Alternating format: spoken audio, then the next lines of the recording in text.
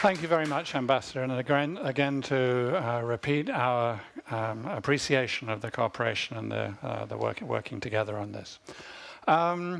Before going any further, I just want to hold this up and wave it at you warningly. It's always a good idea to have these on silent, and it's always a good idea to check that you've got it on silent, as then otherwise, yes, I do have it on silent.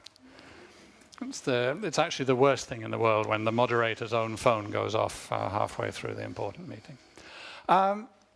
So the ambassador referred at the end there to the toxic nature of this issue in European politics, and I think we have to have that quite in mind. And the toxic nature of it also reflects the very sensitive and emotional nature of it. I moved to Sweden at the beginning of September to take up this position.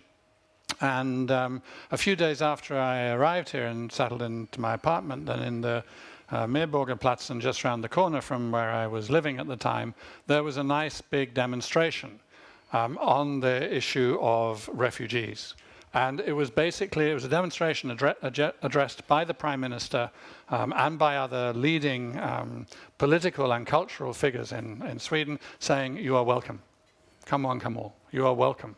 Which is, by the way, what is supposed to be said to refugees. It did sound like something that was kind of wonderful to be saying, because it stood out compared to what was being said in many other European countries at the time. But actually, it's what you're supposed to say to refugees. If you have a well-founded fear of persecution, of the risk of death, the risk of serious injury, the risk of incarceration, then please, you are welcome. That's what the one way to understand the Convention on Refugees.